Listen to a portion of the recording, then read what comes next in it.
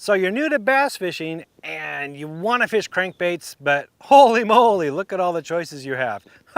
It's overwhelming. Like, where do you begin? Which is best? What are the right ones I should pick? I don't want to spend a bunch of money on a bunch of useless baits. I get it. I was there too. But you didn't have YouTube back when I was trying to figure it out. So I'm here to help you, make it real easy for you. So we're gonna narrow it down. We're gonna distill it down to the essentials so you don't waste your money. And by the end of this video, I'm not even gonna tell you what to get and how to fish it, but at the end of this video, you're gonna be able to go out and catch a bunch of fish starting tomorrow on crankbaits. So let's dive into it. First of all, in choosing crankbaits, you can break it down into 4 categories. And that's your shallow diving crankbaits, your medium diving crankbaits, your deep diving crankbaits, and your lipless crankbaits. Shallow divers will go from 0 to 4 feet. Your medium divers go from 4 to 12 feet, and your deep divers go down any deeper than 12. Your lipless crankbaits, they can be fished at any depth, so they're in a different category. The other thing you want to look at is the bills. So when you buy any of these crankbaits, get one of each of those 4 categories. Now you're going to actually buy 2 in each of those categories. One's going to have a narrow bill and the other will be a wide bill. A narrow bill makes it a tighter vibration when it goes through the water. That's best when the water temperatures are below 60 degrees. A wider bill gives it that nice sachet, lots of swinging action, big wobble. That works best in the summertime or in the warmer temperatures when the water temp's above 60 degrees. Fish are more active and therefore they move more. So you're matching the forage. And then finally, you want to look at color. Color can be really overwhelming, but let's just break it down. 3 colors. It's really all you need. There's 3 types. One is shad, so that would be like a gray or silver or chrome color, like a Tennessee shad or a sexy shad. The second color is going to be a crawdad color. There's really just 2. There's red crawdad and brown crawdad. Red is what I use when the fish are in less than 5 feet of water, brown for everything else.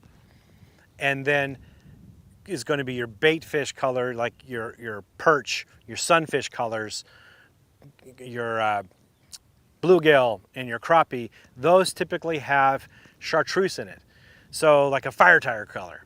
So you want to color in that. So in all those baits I just mentioned, that's it. You want to go crazy and buy a bunch more, those are the colors you need. Now for the gear, let's go through that rod real quick. The ideal rod, this doesn't mean it's the only thing you can use to fish crankbaits. In a perfect world, this is going to be like the ideal rod to use. If you have something similar, that's okay. But an ideal rod, what you want is a parabolic rod, one that's got a lot of give to it, like a moderate power rod with a medium action, something that's got a good bend to it. The reason for that is twofold. One is you can cast it really well, and also when you're fighting the fish, they've got little treble hooks on them. And if you got a real stout rod, you're going to end up ripping that hook right out of the fish's mouth. So you need that give, that rod, whenever the fish surges and fights you back, it's going to absorb all that, and that way the fish stays pinned and it's not going to rip the hook out. You want a little bit longer rod, like a 7'6", 7'4" to 7'8" length rod.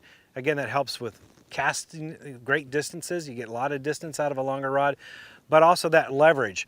Fighting a fish with that parabolic rod, you need a little more leverage to help keep them under control and bring them back to you. The line, I use pure fluorocarbon line. That's it. Now, I know some people like to use braid to fluorocarbon. Not in this instance. Braid has no stretch whatsoever, and in that essence, it works similar fashion as a very stout rod. It can end up ripping the hook out of the fish's mouth. So you need give, you need stretch. Fluorocarbon has stretch, so it's perfect for crankbaits. A leader is not going to make up the difference in the amount of braid that's out there between you and the bait. I don't care how much leader you have. If you are going to use braid, make sure you just use it as backing. So it's in the reel at your farthest cast. You want all fluorocarbon between you and the bait. So you can have braid on the reel. People will do this, and I did this for years to help save money, so I didn't have to spool the whole reel full of line that, when you get down to the core, you're never going to cast that out anyway. So I just use braid, use a blood knot, and then fill the rest with fluorocarbon. So at my longest cast, I don't have any braid outside of that reel. That's a great way to save money, and you can go all fluorocarbon. Fluorocarbon's got that stretch you're going to need. 12-pound test is what I normally use for most crankbait situations. That helps get the bait down to its deepest running depth. It's a thinner diameter line. You can go 10. That's fine. It'll get the bait down a little bit further. About, you drop from 12 to 10 foot, you get about another 1.5 foot depth. Of course, with 10-pound, what I'm doing is I will get to it, but when you're bouncing off cover, your line's going to drape over that stuff, and it can get frayed. So 12 is a little bit more durability to it. Conversely, if you're fishing really shallow and you're working that bait through cover, then a bigger line, like 17-pound, is even better. It helps keep the bait shallower, and when you hook a fish near that cover, it helps you fight them and bring them back, and you're not going to get hung up, and your line especially is not going to get nicked up as much. So those are some things to keep in mind. Your reel, what's best with the reel for crankbaiting is a lower gear ratio reel, something in the 5.5 to 6:2 range. So 5.5 to 1, 6.2 to 1 gear range. That gives you a nice slow speed, and the crankbaits get down to the depth they're supposed to be, and they run really well. And that's where you get the most bites, when they run at that speed. If you don't have a reel at that gear ratio, you don't have to go run it out just to get that, unless you get the funds to do so. But if you got a faster gear ratio reel, just coach yourself, train yourself to reel. You just got to turn that reel a lot slower in order to work that crankbait properly.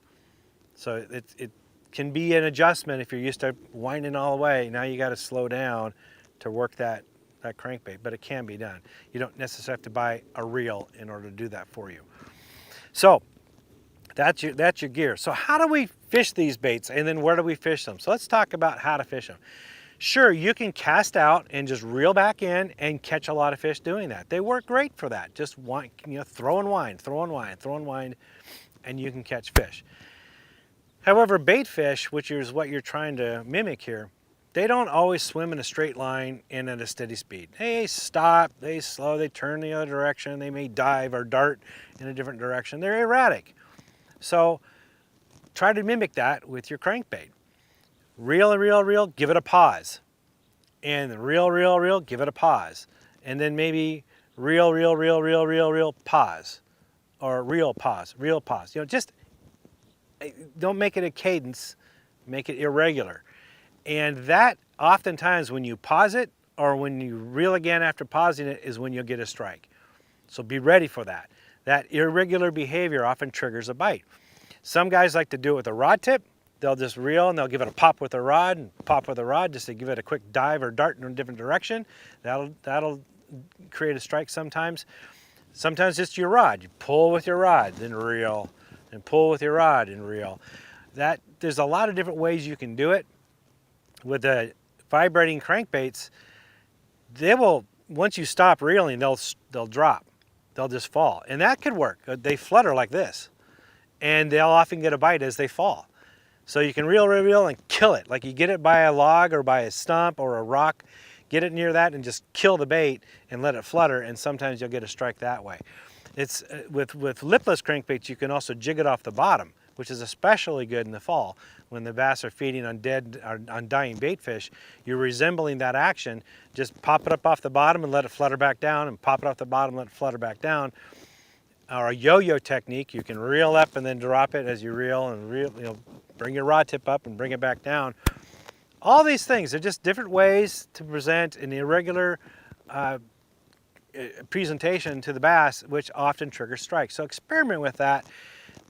There's no right or wrong way to do it, and I can guarantee you whatever worked for you the week before will probably change the next week. You probably have to find a different cadence or different way of doing it. Bass are finicky that way, but that's what makes it so much fun, is figuring out what's going to trigger that bite. So with that in mind, where do we fish it? Where are places to fish? I like fishing riprap, and what I'll do when I'm fishing riprap is, say I'm fishing in 10 feet of water, I'll pick a crankbait that runs deeper than that so I can bounce it off the rocks. Ricocheting it off those rocks, it suddenly darts off in a different direction, and that can trigger strikes. So, and bass are up on riprap, they're feeding on bait fish, because bait fish are, there's a lot of insects and invertebrate and organic material that the bait fish are feeding on, and that brings in the bass, so they're feeding on the bait fish.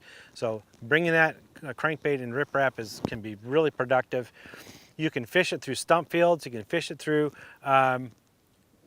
scattered rock, or even deeper water where you've got a hump and it tops off at the top. There might be a little bit of a grass on the top with some bait fish in there. That can be a killer place to fish a crankbait. Get a deeper diving crankbait and get it down there.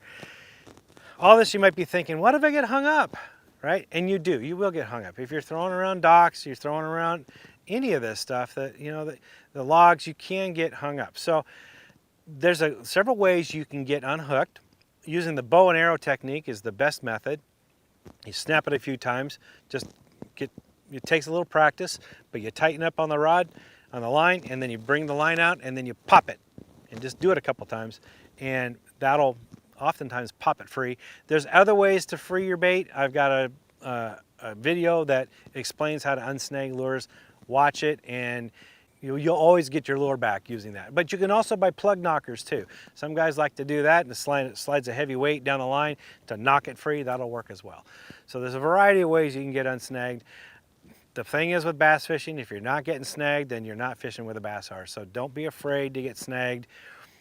You'll catch a lot more fish if you do throw in those areas that are a little iffy. A lot of times that's where bass don't see that crankbait, and you'll catch them. One quick safety tip with these crankbaits, they have a tendency to hook you, and that's not a pleasant experience. If you got a fish that's thrashing around, you're trying to grab them, yeah, you can get hooked that way. Even when you're trying to remove the hooks, you can pop them free and the other hook will come out and hook your hand or something. And they're dangerous. You got to be careful with these. So I've got a video you can watch. It explains how to land a fish with crankbaits, and you will never get hooked using this technique. I've been doing this way for decades, and I've yet to be hooked with a crankbait if I follow this technique precisely, and you follow it too, you won't have any issues. So that gives you plenty. You got plenty of lures now to throw, and plenty of places to throw them, and plenty of ways to throw them.